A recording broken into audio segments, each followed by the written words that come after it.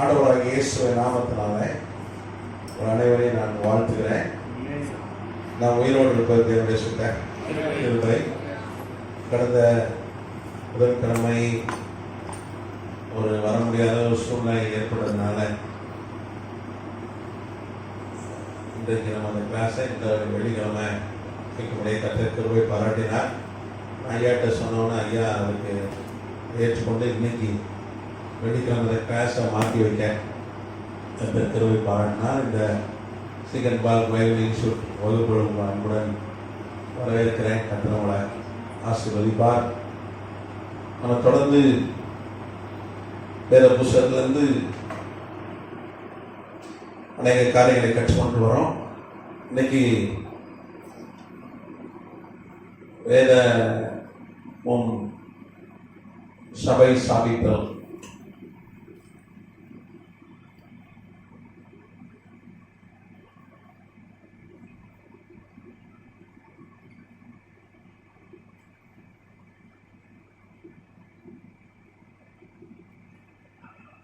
இங்கிலீஷ்ல வந்து search planting.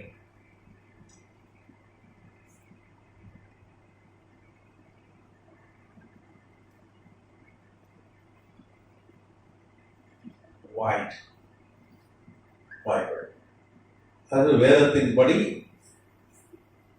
சபை சாபித்தல் அப்படின்ற நமக்கு ஒரு பாடம் இருக்குது. அந்த பாடத்திலிருந்து நீங்க நாம் கற்றுக்கொள்ள போகிறோம். அது நமக்கு சொல்கிறோம். அதற்கு ஆதாரமாக அப்போஸ்தலர் நடவடிக்கைகள் புஸ்தகம் 8ஆம் அதிகாரம் 26, 27 வாசிக்கலாம்.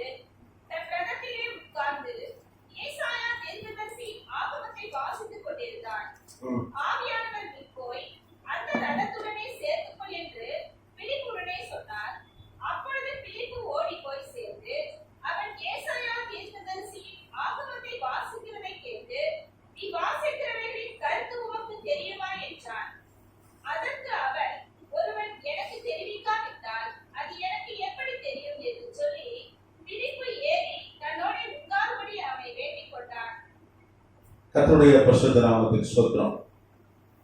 நம்ம அப்போஸ்தலர் நடவடிக்கைகள் புஸ்தகம் 8ஆம் அதிகாரத்துல சில வசனங்களை வாசிச்சோம். நீங்க பாத்தீங்கன்னா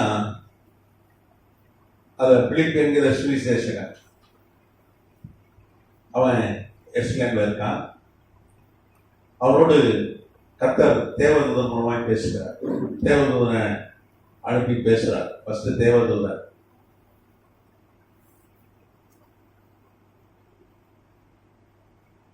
தேவதூதன் மூலமா பேசுறார். அவர் என்ன சொல்றார்? எருசலேம்ல இருந்து காசாக்கு போகிற அந்த ரோட்ல ஒரு எத்தியோப்பிய மந்திரி பைபிள் வாசிச்சுட்டு போறான். அவன் வந்து காந்தகே என்கிற எத்தியோப்பிய ராணியுடைய அவனுடைய பொக்கிஷத்துக்கு தலைவனமா இருக்கிறான். ராஜஸ்ரீ ஆகிய காந்தகை என்பவருக்கு மந்திரி, எத்தியோப்பியா மந்திரி என்று நிதி அமைச்சர் என்று வேதம் சொல்லுது. அல்லேலூயா. நீங்க பாத்தீங்கன்னா இந்த காந்தகை என்று சொல்லப்பட்டிருக்கு. நீங்க வரலாறு படிச்சீங்கன்னா அவர் பேர் கேசே மோட் கான்டகே. அவருடைய முழு பேர் என்ன தெரியுமா? காசே மோட் காந்தகே.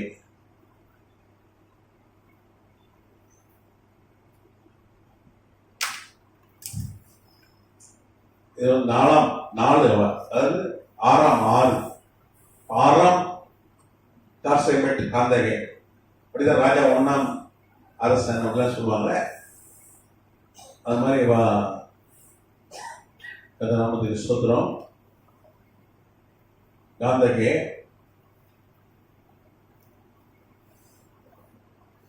இவ எத்தியோப்பிய ராணிவா, எத்தியோப்பிய மகாராணி. இந்த எத்தியோப்பியா ராணியுடைய மந்திரி தான் யாரு? எத்தியோப்பிய நிதி அமைச்சர். எஸ்லேமில் வந்து கத்தரை தொழுது கொள்கிறான். கத்தரை தொழுது கொண்டுட்டு அதுக்கப்புறம் திரும்பி போறான். அதுவும் எப்படி போறான்? காசாக்க போற ரோடு. இப்போ நம்ம இந்த ரோடு வந்து சோழிநல்லூர்ல இருந்து அப்படியே மேடவாக்கம் ரோடுன்னு சொல்லுவோம். அதே மாதிரி எஸ்லேம்ல இருந்து காசாக்க போற ஒரு ரோடு நீங்க பாத்தீங்கன்னா 68 கிலோமீட்டர். எவ்வளோ? 68 கிலோமீட்டர்.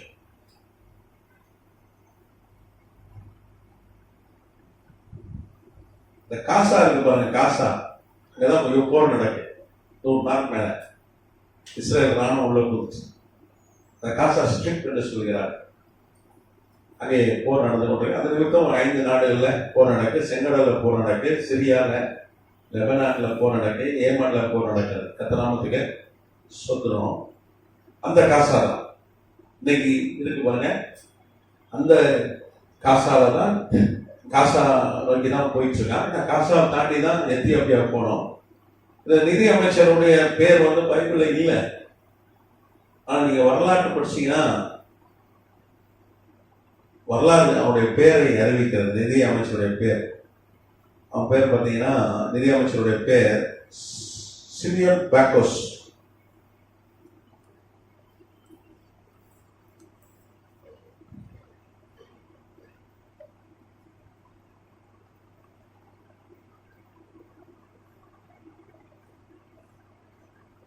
English Simeon பேக்கோஸ்.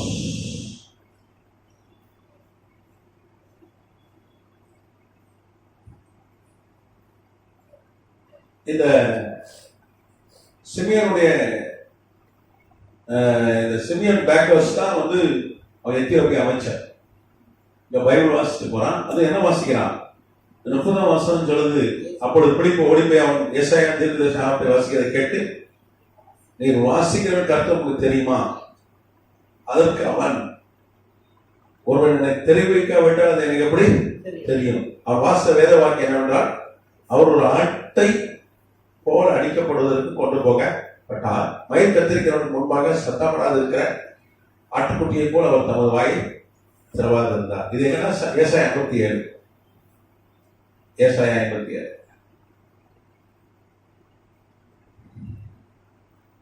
ஏசாயா 57ஆம் அதிகாரத்தை வாசிக்கிறான். அவன் கிறிஸ்தவன் கிடையாது, யூத மதத்தை சார்ந்தவன். ஏன்னா தேவாலயத்தை தொழுது கொள்கிறான். அவன் எத்தியோப்பியாவை சார்ந்தவன். ஆனா யூதர்கள் அன்னைக்கு பார்த்தீங்கன்னா 722 கிமுல இஸ்ரேல் தேசம் ஆட்சி அழிந்து போச்சு. ஏற்கனவே பார்த்துருக்கோம். அசிரிய சாம்ராஜ்யத்துடைய படையெடுப்பு, சர்கோன் 2ன்னு ஒரு ராஜா. அன்னைக்கு அசிரியர்கள், இன்னைக்கு இருக்கிற ஈராக், நினிவே தலைநகரம், உலகத்தை ஆண்டார்கள். அன்னைக்கு ஓசியான ஒரு ராஜா தான். அவன் காலத்துல இஸ்ரேல் தேசம் அழிந்து விட்டது, அரசாங்கம் இல்லாமல் போய்விட்டது. அதுக்கப்புறம் அவர்கள் சிதறண்டு போனார்கள். நிறைய பேர் எத்தியோப்பியாவில் போய் குடியேறினாங்க. இந்தியா வரைக்கும் குடியேறினாங்க. இந்தியாவில இன்னைக்கு 50,000 பேர் இருக்கான். இப்போ கேரளா, நாகர்கோயில தான் இருந்தாங்க யூதர்கள். இன்னைக்கு மும்பை, கேரளால இன்னைக்கு இருக்காங்க 50,000 பேர் இருக்காங்க. அதனால எத்தியோப்பியாவுக்கு போயிட்டாங்க யூதர்கள், சிதறண்டு போய்விட்டார். அப்படி போனவன் தான், அவருடைய குடும்பத்தை சார்ந்தவன் தான் இந்த சிமியோன் பேக்கோஸ். இந்த சிமியோன் பேக்கோஸ் அவனை குறித்து நிறைய வரலாற்று ஆசிரியர்கள் அவனுடைய பேர், அவனை குறித்து விவரங்கள் எழுதியிருக்காங்க. அதில் பார்த்தீங்கன்னா குறிப்பா பார்த்தீங்கன்னா இரேனியஸ்னு வரலாற்று ஆசிரியர்.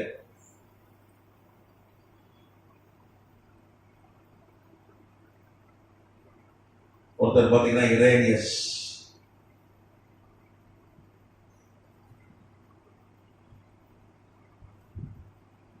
இரேனியஸ்னு ஒரு வரலாற்று ஆசிரியர். அதுக்கப்புறம் பார்த்தீங்கன்னா கர்த்தருக்கு ஸ்தோத்திரம், அவனோட வரலாற்றை பதிவு செய்த வரலாற்று ஆசிரியர்கள் பார்த்தீங்கன்னா இரேனியஸ், அப்புறம் ருஃபினஸ்,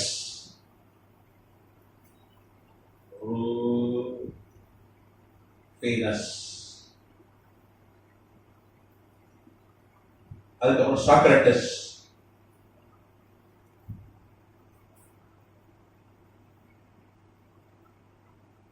அப்புறம் சோசோமன்,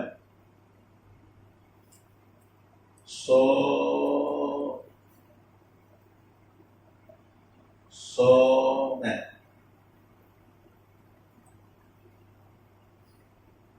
இதெல்லாம் வரலாற்று ஆசிரியர்.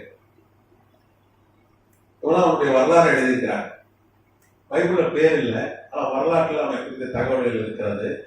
நம்ம ஏற்கனவே பார்த்துருக்கோம், பைபிள பேர்கள்லாம் போட்டா, விவரங்கள்லாம் போட்டா நமக்கு பைபிள் சிறு புஸ்தகமா இருக்காது. ஏன்னா வெளிப்படுத்தின விஷயம் 10ஆம் அதிகாரத்துல அச்சடிக்கப்பட்ட பைபிள் குறித்து தீர்க்கதரிசி சொல்றான். யார் தீர்க்கதரிசி சொல்றான்? யோவான். கர்த்தர் யோவானை வெளிப்படுத்துகிறார் ஒரு அச்சடிக்கப்பட்ட பைபிள். அந்த பைபிளை தான் வந்து என்ன பண்றான், அவன் பார்க்கறான், சிறு புஸ்தகமா தான் பார்க்கறான். அன்னைக்கு அச்சடிக்கப்பட்ட பைபிள் கிடையாது. ஏன்னா யோவான் அந்த தரிசனத்தை பார்க்கும் பொழுது நீங்க பாத்தீங்கன்னா யோவான் வந்து 95, 96 தான் அந்த தரிசனத்தை பார்க்கறான். இவன் வந்து கிபி 31 நடந்த ஒரு சம்பவம். கிபி 31 AD அப்படின்னா ஆண்டவராகிய இயேசு கிறிஸ்து மரித்து உயிரோடு எழுந்த பிறகு சபை ஸ்தாபிக்கப்பட்டது 30 கிபி 30. அதாவது கரெக்டா ஒரு வருஷம் கழிச்சுதான் அந்த சம்பவம் நடக்கிறது. இந்த சிமியோன் பேக்கஸ் என்கிற எத்தியோப்பியா நிதி அமைச்சர் எஸ்லேம்ல போய் கர்த்தரை தொழுதுட்டு அவன் பெரிய பரிவாரத்தோடு வருகிறான். ஏன்னா சாதாரண விஷயம், இன்னைக்கு இருக்க நிதி அமைச்சர்களே பந்தாவதான் வராங்க. அந்த நிதி அமைச்சர்னா 2வது பதவி, பெரிய பதவி, பெரிய ஒரு என்ன சொல்லலாம், பரிவாரம், ஆள்கள் பாதுகாப்பு போவாங்க. அன்னைக்கு அவன் வந்து ஒரு பெரிய நிலை, அன்னைக்கு வந்து பெரிய ஒரு அறுத்துல போறான்.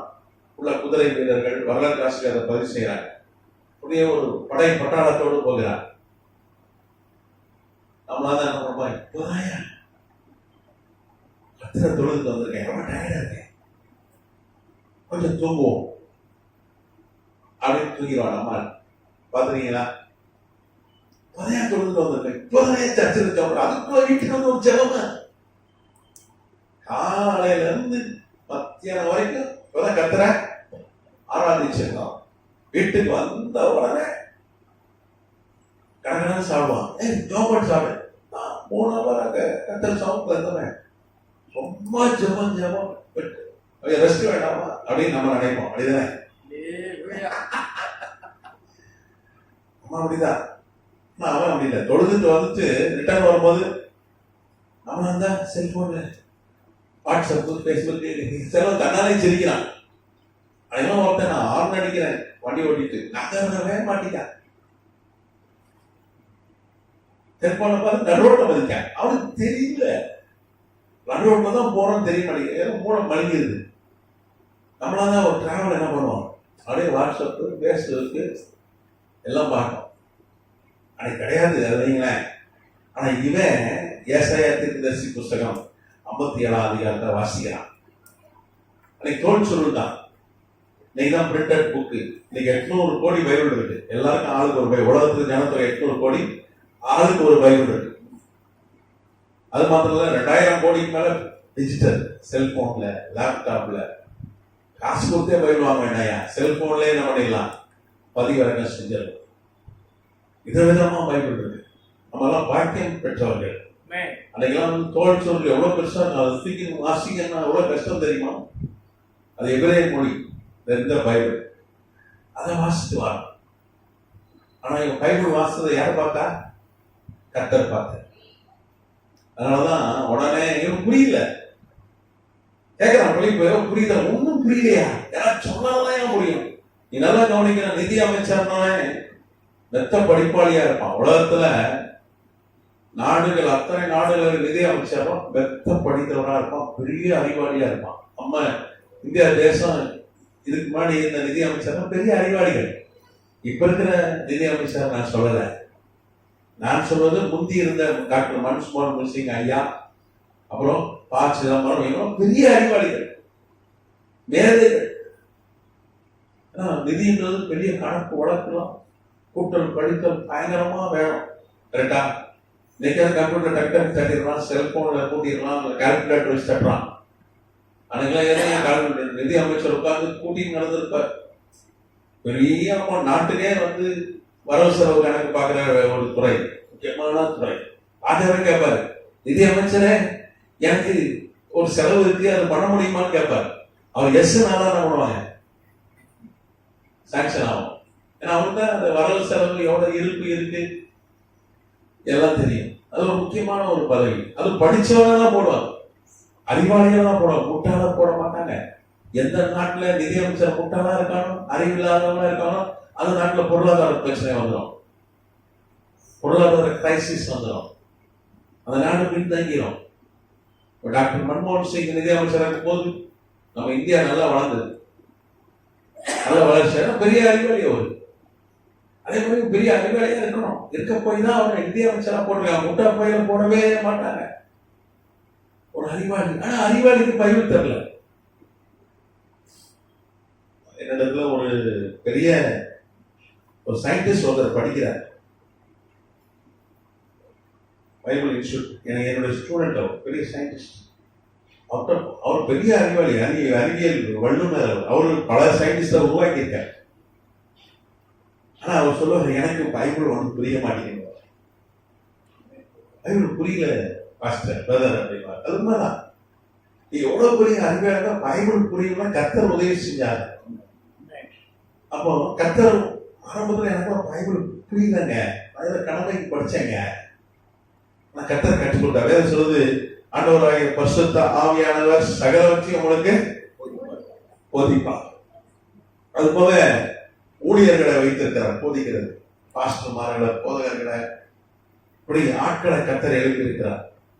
தேவ ஊழியர் எதுக்கு கற்றுக் கொடுப்பது, அவர்களுக்கு அந்த வேலையை கொடுத்திருக்கார். அதனால பைபிள் புரியலாம் ஜெபம் பண்ணிட்டு கர்த்தர் நம்மளுக்கு போதிக்கிறார், ஊழியர்கள் நமக்கு போதிக்கிறார். அதுக்குதான் நம்ம தேவ ஊழியத்தை கேட்கணும், அவங்க கற்றுக் கொடுப்பார்கள். கர்த்தநாமத்துக்கு சொல்றான். இவன் பெரிய படிப்பாளைய பைபிள் புரிய மாட்டான், ஆனாலும் படிக்கிறான். பைபிள் புரியுதோ இல்லையோ பைபிள் படிக்கணும். பைபிள் படிச்சாலே ஒரு ஆசீர்வாதம். இவன் பைபிள் வாசிக்கிறான், பரலோகம் பார்க்குது, பரலோகத்தில் ஆண்டவர் பார்க்கிறார். உடனே ஒரு 68 கிலோமீட்டர் அந்த பக்கம் எருசலேம்ல ஒருத்தன் இருக்கிறான், கிளிக் பண்ணு, அவன்கிட்ட தேவதூதன் அனுப்புறாரு. இப்போ ஒருத்தன் பைபிள் வாசிக்கிறான், போய் ஓடி போய் அவன்கிட்ட சேர்ந்துக்கலாம். ஒரே ஒரு ஆள் போறான், அவன் ஒரு ஆளா, அது 68 கிலோமீட்டர் ஓடி போய் சொல்றாரு. ஒரு காருக்கு குதிரை கழுத கொடுத்தா கூட போயிடலாம். அன்னைக்கு என்ன வாகனம், கோவேறு கழுத, குதிரை. நம்ம ஊர்ல கழுதையெல்லாம் நீங்க ஏறி ஓடினீங்கன்னா அவனை ஐசியூல தான் சேர்க்கணும். 5வது நிமிஷம் 2 காலம் உடஞ்சிடும் அவனுக்கு. நம்ம ஊர் கழுதான் போட்டான். அங்க கொஞ்சம் உயரமான கழுதைகள், குதிரை, இதெல்லாம் கொஞ்சம் வசதியான வச்சிருக்கேன். நம்ம குளிப்பிட்டு அது கிடையாது. அவன் எங்க போன நடந்து தானே போனான். ஆண்டவர் சொல்றாரு, தேவதூதன் அனுப்புறேன்.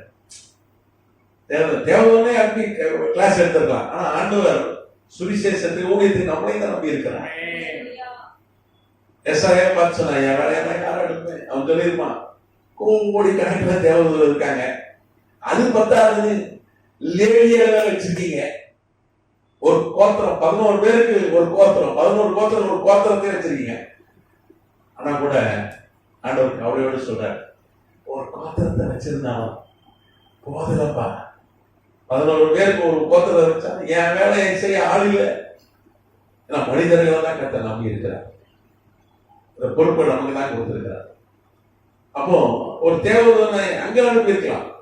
அவன் டக்குன்னு வந்து அந்த ரதத்துல வந்து அவன் கிளாஸ் எடுத்துட்டு போயிருப்பான். ஆனா அவருக்கு அது சித்தம் இல்லை, நம்மளை கொண்டுதான் அதை செய்யணுன்றது கர்த்தருடைய சித்தமா இருக்கு. உடனே ஒரு தேவதூதன் போறான், போய் வந்து பிலிப்பிட்ட சொல்றான், ஆண்டவர் சொல்றாரியா, 68 கிலோமீட்டர் அந்த பொறுத்துல ஒருத்தன் பைபிள் வாசிக்கிறான், ரதத்துல போயிடுச்சுக்கான், குதிரை வண்டியில போனான், மந்திரி உன்னை போய் சொல்றாரு. நம்மளாங்க அப்பா இருக்க பிசாசு, ஒளியின் தூத்த வேஷத்தை போடுற பிசாசை ஓடி போட்டிருக்கோம். ஒரு நாளுக்காக 68 கிலோமீட்டரா அதை ஓடணுமா? உண்டாங்க கார் முட்டாக போக மாட்டோம். அங்கே ஒரு ஆளுக்கு நான் அப்படி போனா 1000 பேர் 500 பேர் பேசுவேன். 10,000 பேர் கூட பேச 20,000 பேர் கூட பேசுவேன். ஒரு நாளுக்கு நான் இப்படி போனோம். இது அப்போ இதுல ஏதோ இருக்கு, பிசாசு என்னை வஞ்சிக்கப்படுகிறான் அப்படின்னு. ஏன்னா ஒளியின் தூதன் வேஷத்தை தரித்துக் கொள்வானே கொரிந்தியர்ல சொல்லப்பட்டிருக்கு. அல்லேலூயா. ஆனா இவன் அப்படி இல்லை. தேவதூதன் அறிந்து கொண்டான், கர்த்தர் பேசுறான்னு உறுதிப்படுத்தி கொண்டான். ஓடுறாங்க, 68 கிலோமீட்டர் ஓடி போலாம். நீங்க பாத்தீங்கன்னா ஒரு ஆச்சரியம் பாத்தீங்கன்னா, அங்க கிட்ட போனோம். 29ஆம் வசனம், ஆவியானவர், அப்போஸ்தலர் 8:29, ஆவியானவர் நீ போய் அந்த ரதத்துடனே சேர்ந்து கொள் என்று பேசினார். ஃபர்ஸ்ட் தேவதூதன் சொல்லி அனுப்பிச்சிட்டார். அதே பெரிய விஷயம். தேவதூதன் வந்து அடுத்து ஆண்டவரே பேசுறார். பரிசுத்த ஆவியானவர் ஆண்டவர் ரதத்தை புடியா ஓடியா. அங்க ஒருத்தன் பைபிள் வாசிக்கிறான், போய் அவன் விளக்க சொல்லுங்க. ஆமா, அப்ப ஒருத்தன் பைபிள் வாசிப்போம் என்னெல்லாம் பாருங்க, அப்படியே பரலோகம் பிஸி ஆகுது. நம்ம எல்லாம் பைபிள் வாசினா புரியாதுங்க ஆரம்பிச்சா அப்படின்னா. சிலர் சொன்னாங்க பைபிள் வாசிக்க வராது, நான் எழுத படிக்க சரியா. ஆனா நேற்று வந்தா செல்போனை நம்ம அப்படி தட்டி கத்துக்கலாம். எழுத படிக்க தெரியல கூட செல்போன் பேசுறது கத்துக்கிறோம். உண்டா இல்லையா? எழுத படிக்க தெரியாதவங்க கேம் விளையாடிட்டு இருக்கு போன்ல, யூடியூப் பார்க்குது. எப்படி அது யார் கத்து கொடுத்தா? ஆனா எழுத படிக்க தெரியாது ஒரு சாக்கு. கத்துக்கணும்னா கத்துக்கலாம். ஒரு வருஷத்துல எழுத படிக்க கத்துக்கலாம். அது ஒரு மொழியை கத்துக்கலாம். கத்துக்கலாம், ஜோபானி கத்துக்கலாம். கத்துனாமத்துக்கு சோதனை பைபிள் படிக்கிற ஆண்டவரை எனக்கு எழுத படிக்க கட்டணும் அவர் கற்றுக் கொடுத்துருவார். இல்லையா? ஏன்னா வீட்டுல யாராவது இருப்பாங்க படிச்சோம்னா புள்ள போறாங்க. ஆடியோ பைபிள் வந்துச்சு. நீங்க எழுத படிக்க தெரியல கூட அப்படியே செல்போன்ல ஆடியோ பைபிள் இருக்கு, MP3 இருக்கு, CD இருக்கு, DVD இருக்கு. எப்படியோ பைபிள் வாசிக்கலாம். ஆனா நம்மளால சாட்சி சொல்லலாம், எழுத படிக்க தெரியாதுங்க. ஆனா எப்படிங்க பைபிள் வாசிக்கிறது? எப்படியோ கண்ணு தெரியாம தடை வாசிக்கிறியா? கண்ணு தெரியாதவங்க அப்படியே புறையில் எழுத்து தடை வாசிக்க அவன் கூட வாசிக்கிறான். நல்ல கண்ணு இருக்க. எழுத படிக்க கத்துக்கலாம். சாக்கு போக்கு சொல்லக்கூடாது, கத்துக்கணும். மத்தெல்லாம் கத்துக்கிறவங்க எப்படி வர சொல்லுவது, நல்லா யூடியூப் பார்த்து நல்லா இடியாப்பம் பாயா அது செய்யறது இது செய்யறது செய்யறோம்ல. எப்படி செஞ்சீங்க இந்த ஸ்வீட்டை? இந்த ஸ்வீட்டை எப்படி செஞ்சீங்க? அதை பார்த்தாங்க ஒரு அம்மா அப்படிதான் எழுத படிக்க தெரியாது. அப்பெல்லாம் இங்கிலீஷ்லயே சொல்லிட்டான் யூடியூப்ல. இந்த அம்மா செஞ்சுச்சு, கரெக்டாக செஞ்சுட்டுங்க. ஆனா இந்த மைசூர் பாக்கு உடைக்க முடியல, அவ்வளவுதான். சுத்திய வச்சு தட்ட வேண்டியதாச்சு. அதெல்லாம் நம்ம எக்ஸ்பர்ட் கத்துவான். அப்போ பைபிள் வாசிச்சா என்ன நடக்குது? நம்ம நினைச்சிருக்கோம் பைபிள் ஒரு புக்குடா, இதை போய் வாசி அந்த பாஸ்ட் ஊழியக்காரன் சொல்றான் அப்படின்னு சொல்றோம். ஆனா அந்த வேதத்தை வாசிக்கும் போது நடக்கிறது பரலோகமே பிஸி ஆயிடுது. தேவதூதெல்லாம் வாடி அங்கேயும் ஓடுறான், வெளியே ஊழியக்காரங்க ஓடுறான், பரிசுத்த ஆவியானவர் பேசுறாரு. ஒரே ஒருத்தன் பைபிள் வாசித்தான். அது விளைவுகள் பாருங்க. அது ஏசாயா 57 அதிகாரத்தை வாசித்தான். 53 இந்த வருஷம் சாரி என்னை கத்தன மணி பாருங்க. 53 தப்பா சொல்லுங்க. 53 அதிகாரம் வாசிச்சவன் பெரிய பரபரப்பு பரலோகத்தில் ஏற்படுகிறது. கத்தநாமத்துக்கு ஸ்தோத்திரம். ஆண்டவர் பாருங்க பைபிள் வாசிக்கிறத பார்க்கிற தேவனாய் இருக்கிறார். வானம் பூமி ஒழிந்து போன கர்த்தருடைய வார்த்தை ஒழிந்து போகாது. மனுஷன் 54 மாத்திரம் இல்ல, தேவனுடைய வாயிலிருந்து புறப்படுகிற எல்லாம் கர்த்தருடைய வார்த்தை, ஆண்டவர் கொடுத்த வார்த்தை. அதுதான் தாவீது சொன்னா, அவன் ஒரு 5 கோடி கிலோ தங்கம் வச்சிருந்தான். அவன் சொன்ன 5 கோடி கிலோ தங்கத்தை விட தேவனின் நீங்க விடமுள்ள வேதம் தான் உயர்ந்ததுன்னு. ஒரு 250 லட்சம் கோடி தான் வச்சிருந்தான், ரொம்ப வைக்கல. ஒரு 250 லட்சம் கோடி தான். இன்னைக்கு இருக்கிற எலன் மஸ்கோட ஒரு 10 மடங்கு பணக்காரன், உலக பணக்காரன் எலன் மஸ்கோட 10 மடங்கு தங்க வச்சிருந்தான். அதெல்லாம் குப்பையா, அது கிடக்கையா?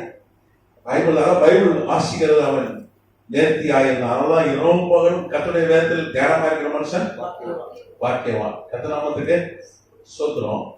அப்போ இங்கே வேதம் வாசிக்கும் போது ஒரு சிமியோன் பேக்கஸ் என்கிற ஒரு நிதி அமைச்சர், எத்தியோப்பியா நிதி அமைச்சர், இந்த காசேன் போட்டு காந்தகே என்கிற எத்தியோப்பியா மகாராணியுடைய பொக்கிஷ தலைவன், அவன் வந்து பைபிள் வாசிக்கிறான். பெரிய பெரிய காரியங்களாக நடக்கிறது. கர்த்தநாமத்துக்கு ஸ்தோத்திரம். உடனே கர்த்தர் என்ன பண்றாரு? 68 கிலோமீட்டர் ஓடி வர செய்யறார். வந்து ஓடி வந்து மூச்சு இறக்க வந்து ரதத்துல ஏறி கொள்கிறான். அவனுக்கு புரியல, விலைக்கு சொல்றான். இது யாரை குறித்து சொல்லப்படுதுன்னா ஆண்டவராகிய இயேசு கிறிஸ்து மேசியாவை குறித்து சொல்லப்பட்டிருக்கு. போன வருஷம் வரைக்கும் அவர் இங்க பூமியிலே நன்மை செய்கிறவராய் சுற்றி திரிந்தார். நாங்களாம் அவரை பார்த்தோம். அவர் சிறுகளை ரத்த சிந்தி மறித்தார், 3ஆம் நாள் உயிரோடு எழுந்தார், இன்றைக்கும் உயிரோடு இருக்கிறார். ஞானஸ்தானம் விசுவாசம் ஞானஸ்தானம் பெற்றவன் ரட்சிக்கப்படும் எல்லாம் சொல்றான். உடனே அவன் எல்லாம் ஏத்துக்கிறான். ஒரு யூதன் ரட்சிக்கப்பட ரொம்ப கஷ்டம்.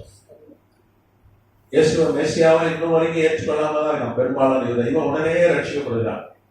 கர்த்தர் ஸ்தோத்திரம். ரட்சிக்கப்பட்டு அப்படியே போய்ட்டே இருக்காங்க. அல்ஹுல்னு ஒரு இடத்துக்கு வராங்க. அல்ஹுல் இடம் பேர் என்னது? அல்ஹுல். அப்படியே வண்டி போகுது, ரதம் போயிட்டே தான்.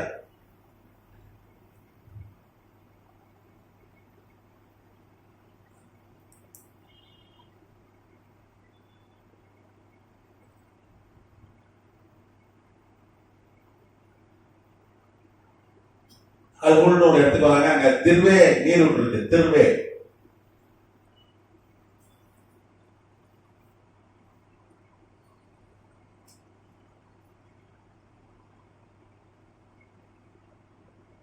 இங்கிலீஷ் எழுதுற ஹவுல்.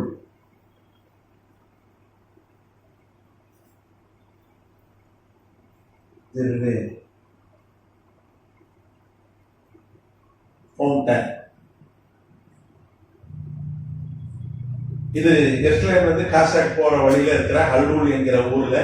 அங்க பாலைவன பகுதி, அது தண்ணீர் ரொம்ப கஷ்டம். அதுல ஒரு நீர் இருக்கு. உடனே வண்டி நிறுத்துறான். அவன் கேட்கிறான், கர்த்தர் நாமத்துக்கு ஸ்தோத்திரம். 36 வருஷம் சொல்றான். அப்பொழுது மந்திரி, இதோ தண்ணீர் இருக்கிறதே, தண்ணீர் ஒரு இடத்துக்கு வந்தாங்க. அப்போ தண்ணீர் மந்திரி சொன்ன, இதோ தண்ணீர் இருக்கிறதே, நான் ஞானஸ்நானம் பெறுகிறதுக்கு தடை என்ன என்றான். அதற்கு பிலிப்பு, நீ முழு இதயத்தோடு விசுவாச தடையில்லை என்றான். அப்பொழுது அவன் இயேசு கிறிஸ்துவை தேவனுடைய குமாரன் விசுவாசி என்று சொல்லி ரதத்தை நிறுத்த சொன்னான். அப்போது பிலிப்பும் மந்திரியும் ஆகிய இருவரும் தண்ணீரில் இறங்கினாங்க. பிலிப்போனுக்கு ஞானஸ்நானம் கொடுத்தான். ஞானஸ்நானம் ஞானஸ்நானத்தை உலசிக்கிற சிலவன் சொல்லுவான், இயேசு விசுவாசிக்கிறான், ஞானஸ்நானம் வேண்டாம். ஏயா எங்க வீட்டில் ஒரு பெருசு செத்தான் ஞானஸ்நானம் முடியும். அவன் செய்யற கடமைலாம் செய்ய வேண்டியிருக்கு. ஒருத்தங்க கேட்டா சொன்ன, என் பிள்ளைக்கு கல்யாணம் நாங்க இதெல்லாம் பண்ணணும், சில ஃபார்மாலிட்டிஸ். ஆமா, சடங்கு இருக்குலாம். சிலது என் புருஷன் சேர்ந்து வரட்டும், அது வரைக்கும் நான் என்ன பண்றேன், ஞானஸ்தானம் எடுக்காம புருஷன் என்னைக்கு வருது, நீ என்னைக்கு ஞானஸ்தானம் என்னைக்கு படுறோம் போகுது. ஆனா இவன் அப்படி இல்லை. என் பொண்டாட்டி ஊர்ல இருக்க பரவாயில்ல, என் பிள்ளைங்க இருக்காங்க, என் மகாராணி எல்லாம் கேட்கணும்னு அவசியம் இல்ல. நான் விசுவாசிக்கிறேன். தண்ணி இருக்கியா, வேற ஞானஸ்தானம் என்ன, எனக்கு எந்த தடையும் இல்லை. நான் விசுவாசிக்கிறேன். ரெண்டு தேவை, தண்ணீர் வேணும், விசுவாசிக்கிறேன். முதல் விசுவாசிக்கிற தண்ணி கடை இல்லை. உடனே ஞானஸ்தானம் எடுத்தார். பிலிப்புல விஜய் போனா ஒரு 1/2 மணி நேரம் உதவி செஞ்சிருப்பான்னு நினைக்கிறேன். ரொம்ப நேரம் உதவி செஞ்சிருப்பான். ஆனா 68 கிலோமீட்டர் ஓடி வந்தான். 68 எவ்வளவு ஓடனா எனக்கு தெரிஞ்சு ஒரு 3 ஹவர் 4 ஹவர் ஓடி இருப்பான்னு நினைக்கிறேன். ஓடி போய் புடிச்சிட்டான். வேகமா போய் புடிச்சிட்டான். முச்சிறைக்க போனான். எவ்வளவு பிரயாசப்பட்டு போனான். ஒரே ஒரு ஆத்மா, அந்த ஆத்மா ரட்சிக்கப்பட்டு, அது சாதாரண நாள்ல ஒரு நிதி அமைச்சர் பெரிய அவன் ரட்சிக்க போடுறான். ரட்சிக்கப்பட ஞானஸ்நானம் கொடுத்துட்டு கரை ஏறின உடனே வேதம் சொல்லுது 39 வருஷம் அவர் தண்ணீர்ல இருந்து கரையேறின பொழுது கர்த்தருடைய ஆவியானவர் பிலிப்பை கொண்டு போய் விட்டார். மந்திரியை அப்புறம் அவனை காணாமல் சந்தோஷத்துடன் தன் வழியே போனான். பிலிப்பு ஆசோத்திலே காணப்பட்டான். ஞானஸ்நானம் கொடுத்த உடனே தலை கூட தோட்டல, ஈரம் கூட காயில. உடனே பரிசுத்த அவனை தூக்கிட்டு அவனை கொண்டு போய் ஆஸ்பத்திரியில் கொண்டு போட்டான். ஆஸ்பத்திரி 38 கிலோமீட்டர். காசாட்டு ஆசோத் 38 கிலோமீட்டர்.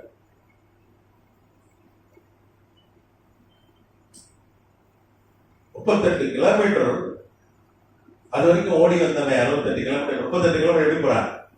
பறந்து போறான். அதை எப்படி ஜீப் போறார்? பரிசுத்த ஆவியை கொண்டு போகிறார். அல்லேலூயா. பைபிள்ல பாத்தீங்கன்னா 2 பேரும் தான் பரிசுத்த ஆவிக்குள்ள பறந்து போனார். பழைய ஏற்பாட்டுல யாரு? எலியா. புதிய ஏற்பாட்டுல வேற யாரும் மோசை கூட பறக்கல. எலிசா 2 மடங்கு அற்புதம் செஞ்சா கர்த்தருடைய வல்லமையினால. அவன் கூட என்ன பண்ணல, பறக்கல. ஆபிரகாம் பறக்கல, யாருமே பவுல் பறக்கல, பேதுரு பிரதான அப்போஸ்தலன் பேதுரு பறக்கல. பைபிள்ல 2 பேர் தான் ஆவிக்குள்ளாகி போய் பறந்து போன 2 பேர் தான் யாரு? பரலோக ஃபிளைட் 2 பேரும் பரிசுத்தாவியானவர் கொண்டு போனார். யாரா? எலியா ஒண்ணு, ஏனோக்கெல்லாம் பறக்கல. காணப்படாம நடந்து கத்தரோடு நடந்தான். இவன் கத்தரோடு பறக்கல செய்யறா. அவ்வளவு பரவாயில்ல போயிட்டான், காணப்படாம போயிட்டான். கத்தரை எடுத்துக்கொண்டார். அது வேறு. அவனை கொண்டு போயிட்டார். ஏன்னாங்க இவனை அப்படி இல்லை, 38 கிலோமீட்டர் கொண்டு போய் ஆஸ்பத்திரியில இறக்கி விட்டார்.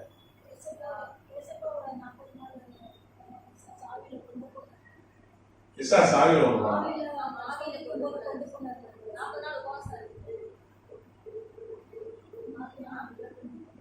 அப்படியா இருக்கு பைபிள் வாசகம். ஆவியானவர் வனாந்தரத்துக்கு போகும்போது ஏறினான், தூக்கி போய் விடல ஆண்டவர். இங்க அப்படி இல்லை. அவன் அப்புறம் காணப்படாமல் போனான். ஆசோத்துல என்ன பண்ணார்? பரிசுத்தாவியானவரை இறக்கி விட்டார். கர்த்தருடைய ஆவியானவர் பிலிப்பை கொண்டு போய் விட்டார். தெளிவா போடு. அப்போ புதிய ஏற்பாட்டுல ஒரு பெரிய பாக்கியம். பைபிள் வாசிக்கிற ஒரு ஆளை வேற ஒன்றும் செஞ்சிடல. மொத்தம் பைபிள் வாசித்தா புரியலன்னா எப்படி கிளாஸ் எடுத்தான், ஞானசான் கொடுத்தான், அவ்வளவுதான். அதுக்கு ஆண்டவர் கொடுக்குற பரிசு பாருங்க, கனத்தை பாருங்க. அவனை பறந்து கொண்டு போய் என்ன பண்ற? ஆஸ்பத்திரியில இறக்கி விடுகிறார். கர்த்தராமத்துக்கு ஸ்தோத்திரம். இந்த சிமியோன் பேக்கர்ஸ் அதுக்கப்புறம் வேதம் சொல்லுது, அவன் சந்தோஷத்தோட தன் வழியே போனான். அவன் ஏதோ ஒரு துக்கத்தோட வந்திருக்கிறான். ஒரு துக்கம், எனக்கு என்ன பிரச்சனை தெரியல, அவன் சந்தோஷத்தோடு போனான் என்று அவன் துக்கம் சந்தோஷமாய் மாறியது. அல்லேலூயா. சந்தோஷமா வீடு போயிட்டான். இந்த சிமியோன் பேக்கர்ஸ் தான் எத்தியோப்பியா போய் அங்கதான் முதல் ஒரு சபையை ஸ்தாபிக்கிறான். எத்தியோப்பியாவில் ஊழியம் செய்கிறான், அங்கே சபையை ஸ்தாபிக்கிறான். இந்த இரேனியஸ், இந்த ரூஃபினஸ், சாக்ரட்டிஸ், சோசோமேன் இவெல்லாம் அவங்க வரலாறு சொல்கிறது. இவன் முதல் மிஷனரி, எத்தியோப்பியாவுடைய முதல் ஊழியக்காரன். கர்த்தராமத்துக்கு இன்னைக்கு எத்தியோப்பியா கிறிஸ்தவ நாடு. 60% கிறிஸ்தவ இருக்கிறாங்க. அமெரிக்காவில் கூட 60% இல்லை கிறிஸ்தவன். எத்தியோப்பியா 60% கிறிஸ்தவம் இருக்கிறான். இன்னைக்கு ஒரு கிறிஸ்தவ நாடு என்று சொன்னால், அன்னைக்கு ஒருத்தன் பைபிள் வாசித்து கர்த்தர் பிலிப்பை கொண்டு அவனுக்கு போதித்து ஞானஸ்தானம் பெற்று அப்புறம் பரிசுத்தாவியானவர் பிலிப்பை தூக்கி போய் ஆஸ்பத்திரியில கொண்டு விட்டு இவன் அவன் சொந்த ஊருக்கு போய் அங்கே சபையை ஸ்தாபித்தான், சபைகளை ஸ்தாபித்தான். அல்லேலூயா. நீங்க அப்போஸ்தலர் புத்தகத்துல பாத்தீங்கன்னா கர்த்தராமத்துக்கு ஸ்தோத்திரம், இங்கே அந்தியோகியா பட்டணத்தை குறித்து சொல்லப்பட்டது 13ஆம் அதிகாரத்துல. அது கர்த்தராமத்துக்கு ஸ்தோத்திரம், நீங்க எண்ணப்பட்ட ஸ்ரீயம் அந்தியோகியா பட்டணத்துல சபையிலே பர்னபாவும் நீங்கள் எண்ணப்பட்ட சிமியோன், சிரேனே ஊரானாகிய லூயும், காற்பங்கு தேசத்தில் எல்லோரும் கூட வளர்க்கப்பட்ட மனாயும் சவுலும் தீர்க்கதரிசிகளாயும் போதகராக இருந்தார்கள். வரலாற்று ஆசிரியர் சொன்னாங்க, அந்த சிமியோன் தான் இவன். அந்தியோகியா போய் சபை ஸ்தாபிக்கிறான். எத்தியோப்பியால சபை ஸ்தாபிச்சுட்டு அங்க நிறைய ஊழியர்களை எழுப்பிட்டு அப்ப அந்தியோகியா போய் என்ன பண்றான்? அந்தியோகியா அன்னைக்கு உலகத்துல மிகப்பெரிய சபை இருந்தது. அந்த அந்தியோகியா இருக்கிற தேவனுடைய பிள்ளைகள் முதல்ல கிறிஸ்தவர் என்று சொல்லப்பட்டார்கள். 43 கிட்ட 12 வருஷத்துல அந்தியோகியா போய் சபை ஸ்தாபிக்கிறார். அப்போ சிமியோன் பேக்கர்ஸ் கொண்டுதான் கர்த்தர் என்ன பண்றார்? எத்தியோப்பியால சபையை ஸ்தாபிக்கிறார். இன்னைக்கு எத்தியோப்பியா ஒரு கிறிஸ்தவ நாடா இருக்கு, ஒரு கிறிஸ்தவ தேசமாய் மாறிவிட்டது. அதுவும் 4ஆம் நூற்றாண்டே மாறிச்சு. இப்ப இல்ல, 4ஆம் நூற்றாண்டே மாறிச்சு கிறிஸ்தவ தேசமா. அன்னைக்கு அரசன் ஞானஸ்தானம் எடுக்கிறான், அப்புறம் கிறிஸ்தவ தேசமா மாறுது. 4ஆம் நூற்றாண்டுல 60% கிறிஸ்தவர்கள் இருக்கிறாங்க எத்தியோப்பியாவில். அதுக்கு காரணம் என்ன? ஒருத்தன் பைபிள் வாசித்ததுனால, ஒரே ஒருத்தன் பைபிள் வாசித்ததுனால கர்த்தர் அங்க எத்தியோப்பியாவில் ஒரு சபையை ஸ்தாபிக்கிறதை பார்க்கிறோம். அல்லேலூயா. நீங்க பாருங்க, ஆதி திருச்சபை முதல் ஸ்தாபிக்கப்பட்ட பொழுது அந்நிய பாஷை பேசினார்கள். ஆயிரக்கணக்கான வெளிநாட்டிலிருந்து வந்த யூதர்கள் இருந்தார்கள். கேரளா மொழி பேசுகிற, மலையாளம் பேசுகிற யூதர் இருந்தார்கள். மராத்தி மொழி பேசுகிற யூதர்கள் இருந்தார்கள். எத்தியோப்பியா மொழி போன்ற மொழிகள், பல மொழிகள் பேசுகிற யூதர்கள் இருந்தாங்க. அன்னைக்கு அக்கினிமயமான நாவுகள் பிரிந்திருக்கிற நாவல் வந்து அந்த 120 அதிகமான ஆட்கள் மீது இறங்கின போது அவர்கள் பற்பல பாஷை பேசினார்கள். நீங்க பாத்தீங்கன்னா பழைய ஏற்பாட்டுல அந்நிய பாஷை யாருமே பேசினார். சவுல் மீது பரிசுத்த ஆவியானவர் தீர்க்கதரிசனம் தான். தாவீது அந்நிய பாஷை பேசல. அந்நிய பாஷை என்பது பழைய ஏற்பாட்டுல ரெக்கார்ட் செய்யப்படல. ஒன்னே ஒன்று தானியேல் 5ஆம் அதிகாரத்துல மேனே தெக்கேல் பாஷைன்னு ஒரு அந்நிய பாஷை எழுதப்பட்டது. கர்த்தருடைய கர்த்தரால் அனுப்பப்பட்ட கரம் அது எழுதியது. அதை படிக்க மந்திரவாதியால முடியல, குறிசொன்னவனால முடியல, பிசாசால முடியல, பிசாசு ஆவி உடையனால முடியல, மொழி வல்லுநர்களால முடியல. தானியேல் தான் போய் அதை படிச்சாங்க. அவனுக்குள்ள பரிசுத்த ஆவி இருந்தால் வரங்கள் இருந்தது, வியாக்கியானம் வளர்ந்தது. அவன் தான் சொன்னா, எப்பா இது வந்து பரலோக பாஷை. ஏன்னா கொரிந்தியர்ல வாசிக்கிறோம், நம்ம அந்நிய பாஷை பேசும்போது தேவனோட ரகசியங்களை பேசணும். ரகசியமும் பேசணும், தேவதூதர் பாஷையும் பேசணும், மனிதர் பாஷையும் பேசணும். தேவதூதர் பாஷை பிசாசு தெரிஞ்சிடும். நான் தேவதூதனா இருந்தேன். மனுஷ பாஷை எல்லா பாஷையும் அவனுக்கு தெரியும். உலகத்தின் அதிபதி என்னென்ன பாஷை இருக்கு அவ்வளவு பேச, குறிக்கார பாஷை நமக்கு தெரியும், எல்லா பாஷையும் தெரியும். ஆனா ரகசியமா ஆண்டவரோடு பேசுறோம் பாருங்க, அந்த பாஷை அவனால தெரியவே. அதனாலதான் வேதம் சொல்ல அந்நிய பாஷை பேச தடைப்படாதீர்கள். அதனால நிறைய அந்நிய பாஷை பேசுறோம். பேசும்போது நம்ம அறியாம என்ன பண்றோம், ரகசியங்களை ஆண்டவரோடு பேசுறோம். ஆண்டவரோட ரகசியம் பேசுறோம். சபை பேசுவான், என்ன பேசுறாங்க அவனால புரிய. நீங்க உங்க மொழியில ஜெபம் பண்ணீங்கன்னா அவன் கேட்கலாம், ஜெபம் பண்றேன் அறிவான். தேவதூதர் பாஷையில பேசுனா அவனுக்கு தெரிஞ்சிடும். ஆனா ரகசிய மொழி ஆண்டவரே சொன்னார், ஏலி ஏலி நாம சபக்தானி. ஒருத்தனுக்கு புரியலாங்க, எலியாவை கூப்பிடுறாங்க. ஆனா பிற்பாடு சுவிசேஷ நூல் எழுதப்பட்ட போதுதான் அதோட அர்த்தம் வெளிப்படுது. எந்தவனே ஏனனை கைவிட்டு ரகசியமாக சொன்னார். பப்ளிக்கா சொல்லல, ரகசியமா பேசல. எல்லாரும் முறையில கைவிட்டீங்கன்னு சொல்லுங்க. அப்போ பழைய ஏற்பாட்டுல யாரும் அந்நிய பாஷை பேசல. ஆனா புதிய ஏற்பாட்டுல ஆண்டவர் பசுவ இறங்கும் பொழுது அந்நிய பாஷை பேசுகிற ஒரு வரத்தை நமக்கு கொடுத்திருக்கிறாங்க. அல்லேலூயா. பழைய ஏற்பாடு பரிசுத்தவான்களுக்கு இல்லாத ஒரு பாக்கியம். அதனாலதான் முதல் சபை சாவிப்படுது. நீ முதல் சபை சாவிப்பட்டது பாத்தீங்கன்னா அந்நிய பாஷை பேசுகிறதுனால சபைப்படும். ஒருத்தர் வந்து ரஷ்யாவுக்கு போனார், கம்யூனிஸ்ட் நாடா இருக்கும். இப்பதான் ரஷ்யால வந்து அந்த கம்யூனிஸ்ட் எல்லாம் போயிடுச்சு. இப்ப இரும்பு துறை போட்டு ஒடுக்கப்பட்டது, கிறிஸ்தவம் ஒடுக்கப்பட்ட காலம். ஒரு கம்யூனிஸ்ட்காரனுக்கு நிறைய டாலர் பணம் கொடுத்து அவன் ஒரு ஆத்தியம் கடவுள் இல்லைன்றாங்க. அவனுக்கு நிறைய பணம் கொடுத்து, இங்கிலீஷ் தெரிஞ்சவன் ரொம்ப கம்மி ரஷ்யாவில்.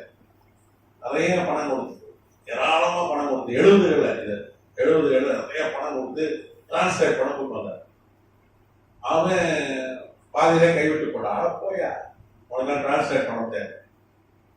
அங்கேயே அவனுக்கு ஒன்றும் புரியல. பசுத்தான ரஷ்ய மொழி பேசினார். ஏராளமான பேர், ஆயிரக்கணக்கில் மக்கள் ரட்சப்பட்டாங்க. அதான் அந்நிய பாஷை. அப்படிதான் அங்க ஒரு சபை சாகப்பட்டது ரஷ்யா. அதே மாதிரிதான் இங்கே அந்நிய பாஷை பேசுறதுனால இவர்கள் மீனவர்கள் படிப்பறியே இல்லாதவர்கள், இவர்கள் தேவனுடைய மகிமையை நம்முடைய பாஷையில பேசுறாங்க. அப்படி ரட்சிக்கப்பட்டு 3000 பேர் நம்ம சபையில சேர்த்துக் கொள்ளப்படும். அப்ப முதல் ஆதி திருச்சபை எப்படி சபைப்பட்டது? அந்நிய பாஷை பேசினார்கள், பரிசுத்த ஆவியானவர் இறங்கினார், சபைப்பட்டது. இங்கே எத்தியோப்பியாவில் எப்படி சபை சாப்பிடுறது? உள்ள பைபிள் வாசிக்கிறான். பிலிப் வந்து சொல்றான், அவன் போய் அவன் ஊர்ல போய் என்ன பண்ணான், ஞானஸ்தானம் பெற்று அவன் ஊருக்கு போனான். அங்கே அவன் சுவிசேஷம் பிரசங்கிறான். எத்தியோப்பியா சபை சபைப்பட்டது. இன்றைக்கு எத்தியோப்பியாவில் வந்து கிறிஸ்துவ நாடா இருக்கு. கத்தநாமத்துக்கு சோதனை. கிபி 31 அங்கே சபை சபைப்பட்டது. இந்தியாவில் 52 கிபியில சபை சபைப்பட்டது. இந்தியாவில் பாத்தீங்கன்னா தோமா வந்தாரு. வந்து அவர் என்ன பண்ணாரு, இங்கே சுவிசேஷம் சொன்னாரு. மயிலாப்பூர்ல தான் தங்கி இருந்தாரு. அவர் கல்லறை மேலதான் சாந்தம் சர்ச் கட்டியிருக்காங்க. சாந்தம்ல தான் ஒரு சின்னமலை தான் விழுந்து செத்தார். செத்தவன் போன்ற அவர் குத்திட்டாங்க. இந்தியா எல்லாம் தெரியும் வரலாறு, இந்திய வரலாறு சொல்கிறது. அப்ப 52 கிபி 52 AD தான், அதாவது அங்க சபை சாவைப்பட்டு 20-21 வருஷம் கழிச்சு நம்ம இந்தியாவில சபை சாவைப்பட்டார்.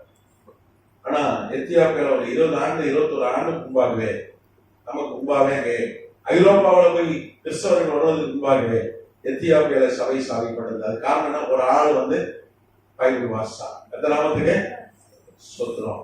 பைபிள் வாசிக்கும் போது அவனுக்கு பெரிய ஆசீர்வாதம். இன்னைக்கு நம்ம கோடிக்கணக்கான ஆளுகள் பேசுறோம், பேரை சொல்றோம். வரலாற்று ஆசிரியர் பேரை எழுதி வச்சிருக்காங்க. அவர் பைபிள் வாசா பெரிய ஆசிரியர். இந்த சிமியோன் இருக்கான் பாருங்க, மன்னிக்கணும், பிலிப்பு இருக்கான் பாருங்க, இந்த பிலிப்பை கர்த்தர் ஆசீர்வதித்தார். ஒரே ஒரு நாளுக்காக 68 கிலோமீட்டர் ஓடி மூச்சு இறங்க போய் சுவிசேஷம் சொன்னானே.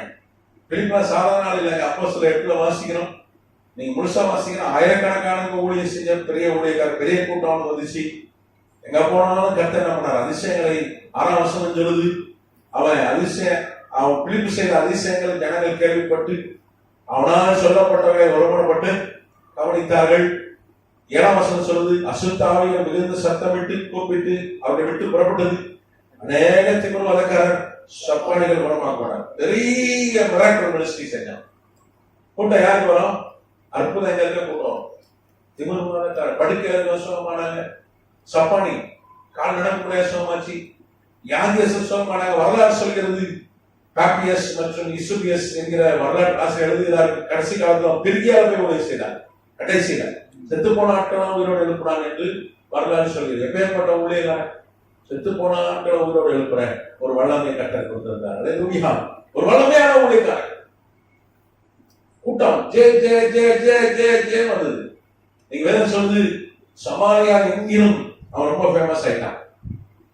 அவனால் சந்தோஷத்துல பட்டம் உண்டாயிற்று, சந்தோஷம் உண்டாயிற்று. இன்னொரு 9ஆம் வசனம் சொல்லுது, சீமேன் என்னும் பெயர் கொண்ட ஒரு மாயவித்தைக்காரன் சமாரியா நாட்டு ஜனங்களை பிரமிக்க பண்ணா. 10ஆம் வசனம் சொல்லுது, தேவனுடைய பெரிதான சக்தி வந்தான் என்று எண்ணி பெரியோர் சிறியோர் பெரியோர் யாரும் அவனுக்கு செவி கொடுத்து வந்தார்கள். அந்த ஊர்ல பெரிய சாமியார், பயங்கரமான மந்திரவாதி சாமியார். சமாரியானது பல பட்டணங்கள் சேர்ந்ததான் சமாரியா. அவனே ரட்சிக்கப்பட்டு அவனே இந்த மந்திரவாத கூட்டங்களை கொளுத்தி போட்டான். எப்பேற்பட்ட ஊழியக்காரங்கயா! அந்த ஊரே ராஜா மாதிரி, ஊரே மதிக்கிற ஒரு ஆளு, அந்த பட்டணங்களே மதிக்கிற ஆளு, ரொம்ப ஃபேமஸ் ஆன ஆளு. ஒரு சென்னை மாதிரி வச்சுங்களேன், அவ்வளவு பெரிய பகுதி ஃபேமஸ் நம்பர் 1 ஊழியக்காரனா கர்த்தர் வைத்திருந்தார். ஆயிரக்கணக்கில் கூட்டம், எங்க போனாலும் அற்புதம். சப்பானிகள் சுகமானார்கள், செத்து போன ஆட்களை கர்த்தர் உயிரோடு பிசாசு அறவே ஓடிச்சு இயேசு நாமத்துல. ஒரே ஒரு ஆளுக்கு போய் உதவி செஞ்சா பாருங்க. 10,000 பேருக்கு வந்து கூப்பிடுறாங்க, ஒரு ஆள் கூப்பிடுறாங்க. நம்ம எங்க போவோம்? 10,000 பேர் தான் போவோம். ஒரு ஆளுக்கு போவோமா? வேண்டாம், போக முடியாது. யாராலும் பாரு, ஒரு ஆளுக்கு பேசுறது நான் இல்லை சொல்லுவோம். ஒரே ஒரு ஆள் கர்த்தர் சொன்னார். நான் ஊழியம் அப்படிதான். ஆண்டவரே 1 லட்சம் பேருக்கு இரவு போதிச்சார். ஒரே ஒரு இளைஞர் பிசாசு பிரச்சனை நாடி போனார். மார்க் 5ல அவனை சுகமாக்குறார். அப்புறம் யோவான் 4 பார்க்கிறோம், ஒரே ஒரு சமாரிய பெண், அது ஒரு வேசி, சமுதாயம் ஒதுக்கப்பட்டவள், அப்பேர் போட்டினி, அவனை தேடி போனான், அவளை தேடி போனார். ஆண்டவரே இவ்வளவு பெரிய ஊழியம் செய்தார். அவர் மாதிரி ஊழியம் யாருமே செய்யல இது வரைக்கும். பிரமாண்டமான ஊழியம். 300 பேருக்கு அதிகமான ஆட்களோடு தான் எங்க போனாலும் ஊழியம் செய்தார். பல படகுல போனார். அப்பேற்பட்ட ஊழியம் செய்த ஆண்டவரே ஒரு நாளுக்காக போய் ஊழியம் செய்தார். ஊழியன்றது லட்சங்களுக்கு செய்யறதும் ஊழியம் தான், ஒரு ஆளுக்கு செய்யறதும் ஊழியம் தான். ஒரு நாளுக்கு சமாரியா முழுக்க போய் பெரிய பெரிய கூட்டங்கள் நடத்தினா, அற்புத அதிசயம் கர்த்தர் செய்யறார். அதை விட அன்னைக்கு கிடைக்காத ஒரு கணம், ஒரே ஒரு ஆளுக்கு போய் ஊழியம் செஞ்சவர் கர்த்தர் என்ன பண்ணார்? ஆசிரத்து வரைக்கும் 38 கிலோமீட்டர் அவனை வருஷத்தாவனை தூக்கி கொண்டு போய் இறக்கி விட்டார். அவரே தூக்கினார். வருஷத்தாவனை கொண்டு போனார்னா இந்த அர்த்தம், அவனை ஏற்கனவே சோப்பை தப்பு பேர் சொன்ன கர்த்தர் அவன் அப்படியே ஏந்தி கொண்டு போய் என்ன பண்ணார்? இறக்கி விட்டார். ஏரோப்ளான்ல போனாலும் நம்மளால் கொஞ்சம் தெம்பாக தான் அடைவான். நான் பிளேன்ல போய் பசிங்க இருப்போம், அடிக்கடி பிளேன்ல போங்க அடையுமா. அது ஒரு பெரிய ஒரு பந்தா தான். ஆமா, இங்கே யார் தூக்கி போறா? அவனுக்கே தெரியும். எலியாவுக்கு அப்புறம் நம்ம தான் அவ்வளவு பெரிய கணத்தை கொடுத்தாரு. அதோட கர்த்தர் அவனை விட்டுல. அவன் 4 பிள்ளைகள். நீங்க பாத்தீங்கன்னா அப்போஸ்தலர் நடவடிக்கைகள் புஸ்தகம் 21ஆம் அதிகாரத்தில் சொல்லப்பட்டிருக்கு, 4 பெண் பிள்ளைகள். கர்த்தருக்கு ஸ்தோத்திரம். 21:9 அப்போஸ்தலர் 21:9 வாசி.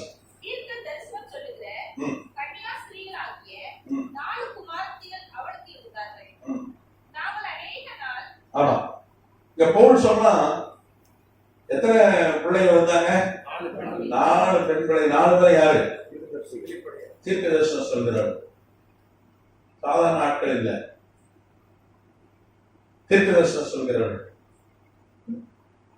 அவங்க பேர்லாம் வரலாற்றில் சொல்லப்பட்டிருக்கிறது. கர்த்தநாமத்துக்கு சொல்ற அவங்க பேர் நான் எழுதிக்கிறேன், எழுதி போடுறேன், நீங்க பாருங்க.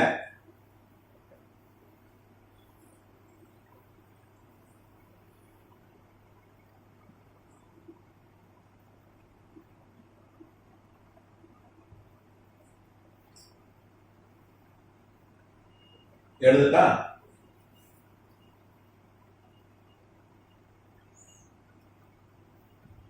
ஹெர்மியோன்,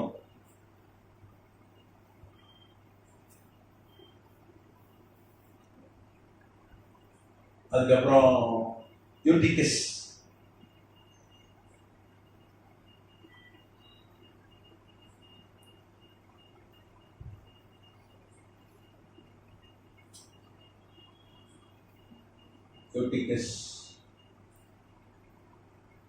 அதுக்கப்புறம் இரைஸ்,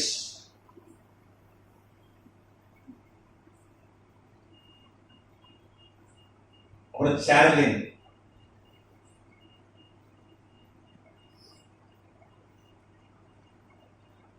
வரலாற்று அவங்க பேரு. 4 பேரும் தீர்க்கதரிசிகளாக இருந்தார்கள் என்று வேதம் சொல்லுது. கர்த்தநாமத்துக்கு ஸ்தோத்திரம். அதுல பாத்தீங்கன்னா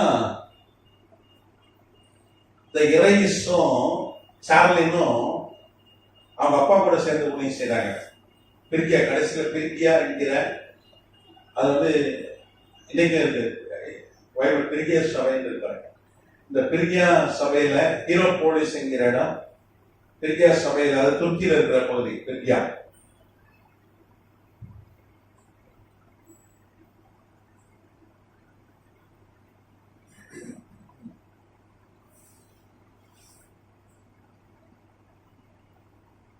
போலீஸ் துருக்கி,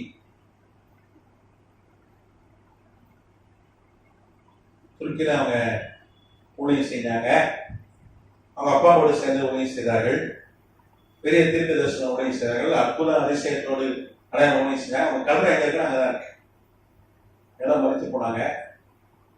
இந்த பிரிக்கியா ஹீரோபோலிஸ் துருக்கியில தான் யாருடைய கல்றை இருக்கு தெரியுமா? பிலிப்பு என்கிற இந்த ஊழியக்காரனுடைய கல்றை, அவன் 2 பிள்ளைங்க கல்றை இருக்கு. நல்ல ஊழியம் செய்தார், உடனே ஊழியம் செய்தார். பெரிய ஜனக்கூட்டத்தை கர்த்தருக்குன்னு ஆயத்தப்படுத்தினாங்க. கர்த்தராமத்துக்கு ஸ்தோத்திரம். இந்த ஹெர்மியோனும் அப்புறம் யூட்டிகஸ் இவங்க 2 பேரும் எபேசுக்கு போயிட்டாங்க. எபேசு பட்டணம், எபேசு சபை இருப்பாங்க, அங்க போயிட்டாங்க. நீங்க பாத்தீங்கன்னா எபேசு சபைக்கு தலைவனா தீமோத்தேயு இருக்கிறான். 80 வயசு, 97 கிபியில 97 AD அவன் மறிச்சிடறான். அவன் 87 வயசுல 80 வயசுல ரத்த சாட்சியம் மறிச்சிடறான். அன்னைக்கு ஒரு டயனா விக்கிரகத்துக்கு ஒரு பண்டிகை, கட்டகமான ஒரு பண்டிகை. அந்த பண்டிகை நாள் பிரசங்கம் பண்ணும்போது அந்த கும்பலாம் சேர்ந்து என்ன பண்ணாங்க, அந்த விக்கிரகம் செய்யற டயனா விக்கிரகம் செய்யற கும்பலாம் அடிச்சு போட்டாங்க. அவனை படுக்கையில இருந்து மறிச்சு போயிடுறான். அவனை தியான் என்கிற இடத்துல அடிச்சு போட்டாங்க, செத்து போயிட்டான். வேஸ்ட். அவன் மறிச்சு போன பிறகு அங்கே யோவான் ஏற்கனவே எபேசுக்கு போயிட்டு அவன் யோவானை குறித்து ஆயுஷ் இருக்கான். அங்க தீமோத்தேயு தலைவராக இருக்கும் போதே கர்த்தர் எபேசுல அவனை யோவானை வைத்திருந்தார். 66 கிபியில மரியாதை யோவான் அங்க போயிட்டாங்க. அவன் ஏற்கனவே பார்த்திருந்தான். கர்த்தநாமத்துக்கு ஸ்தோத்திரம். அப்போ யோவானுக்கு ஒரு 60 வயசுக்குள்ளதான் அங்க போகும்போது. ஆனா சின்ன பையன் இவன் அவரோட ஒரு 11 வயசு இளையவன், 11-12 வயசு இளையவன் தீமோத்தேயுக்குள்ள தான் வச்சிருந்தார் கர்த்தர். சில நேரங்களில் அவர் கைக்குள்ள அடங்கி இருக்க வேண்டியது இருக்கு, அதை செய்தார் கர்த்தர், அனுமதித்தார். அவன் மறிச்சு போனவரை யோவான் அங்கே ஊழியம் செய்தார். யோவான் பார்த்தீங்கன்னா கிபி 100 வரைக்கும் உயிரோடு தான் மறிச்சு போயிட்டார். அவர் 94 வயதுல மறிச்சு போயிட்டார். அப்புறம் பெட்ரோனியஸ் ஒருத்தர் கர்த்தர் எடுத்தார். பெட்ரோனியஸ், யோவானுக்கு அப்புறம் பெட்ரோனியஸ்.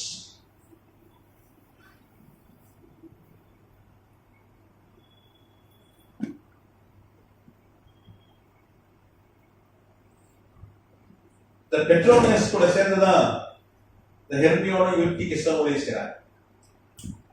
செய்றாங்க. எபேசு பட்டணத்துல ஊழியம் செய்றாங்க.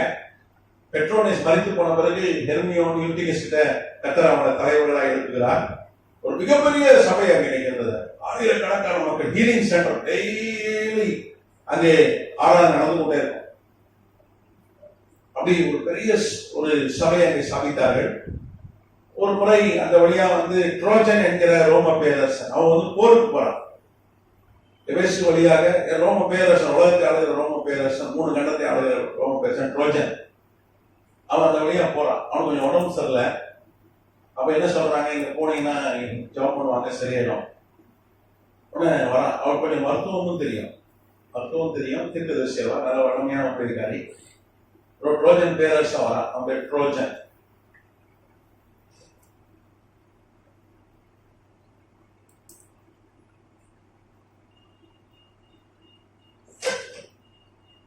பேரரசன், ரோம பேரரசன் ட்ரோஜன்.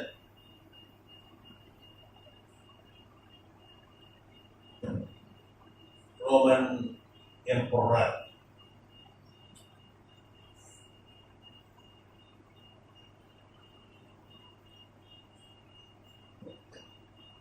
அவன் அந்த வழியா போறான்.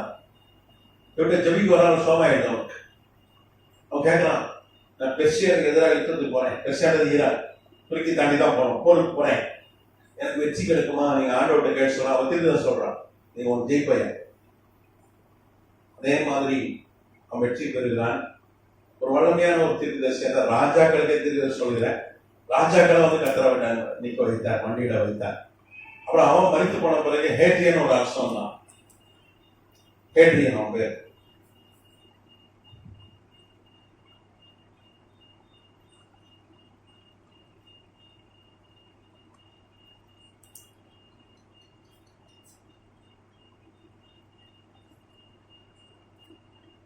ஹேட்ரியன் ஒருத்தன். அவன் என்ன பண்ண, ரொம்ப கிறிஸ்தவத்துக்கு எதிரானவன். அவன் சபைகளை துன்புறுத்தினான். அவன் தான் சிலையை எஸ்லேம் தேவாலயம் கேட்டதை வச்சு வணங்க சொன்னவன். எஸ்லேம் தேவாலயம் நீக்கப்பட்ட அந்த இடம் காலியா இருந்திருப்பாங்க, அதுல அவனுடைய சிலையை வைத்து வணங்க சொன்ன ஒரு அந்தி கிறிஸ்து ஆவியை உடையவன். அவன் ரொம்ப கொடுமைப்படுத்தினான். அதுவும் குறிப்பா அவளை என்ன பண்ணான், சாட்டையால் அடிச்சான். இது 2 பேரையும் திரும்பியும் அதை மறுதளிக்க சொன்னான் இயேசுவை. அதுக்கப்புறம் 2 காலையும் ஓட்டப்பட்டான், கம்பியால் 2 காலையும் ஓட்டப்பட்டான், துன்புறுத்தினான். அப்படியே அவன் மறுதளிக்க 2 பேரும். அவங்க என்ன பண்ணான், கொதிக்கிற தார் அதை போட்டான். ஆனா அவன் ஒண்ணுமே ஆகல. ராஜாவே நிக்கிறான், ஒண்ணு ஆகல, தாரல போட. அவன் கை விட்டான் பாருங்க, அவனுடைய விரலாம் போயிடுச்சு. வரலாறு சொல்றது இந்த ஹேட்ரியனுடைய விரலாம் நின்று போச்சு. இவனுக்கு ஒன்றும் ஆகல. அதுக்கப்புறம் என்ன பண்றான், அவனை துன்புறுத்துறான். அப்புறம் ஒரு எரிகிற அக்கினி சூழல போறான், வெடிச்சிருக்கு அக்கினி சூழல. சுத்தி இருக்கவன் செஞ்சுட்டான், போர்வைகள்லாம். இவனுக்கு ஒன்றும் ஆகல. கடைசியில அவன் அவள் தலையை வெட்டி தானே பண்றான். அவள் தலையை வெட்டப்பட்டது, ரத்த சாட்சியம் வச்சாங்க. அவங்க கல்லை பேசுல இருக்கு, பியான் என்கிற இடத்துல இருக்கு. அவங்க பாருங்க, பிலிப்பு ஒரே ஒரு ஆளுக்காக கர்த்தருக்கு கீழ்ப்படி பிரயாசப்பட்டு உண்மையா அவனையும் செஞ்சான். அவன் கர்த்தர் பெரிய கனத்தை கொடுத்தாரு. பசுதாரனே அவனை தூக்கி கொண்டு போய் 38 கிலோமீட்டர் ஆஸ்பத்திரியில கொண்டு விட்டார். அதுக்கப்புறம் தான் வரலாறு சொல்கிறது, அவனுடைய ஊழியம் பயங்கர வேகம் எடுத்தது. அதுக்கப்புறம் செத்து போன ஆட்கள் உயிரோடு எழுப்புற ஊழியத்தை கர்த்தர் கொடுத்தார், வளமையா பயன்படுத்தினார். அவன் மாத்திரம் பிள்ளைகளும் ஆசீர்வதிக்கப்பட்டார்கள். பாருங்க, நம்ம வெற்றியை விட நம்ம பிள்ளைகள் வெற்றி, நம்ம குடும்ப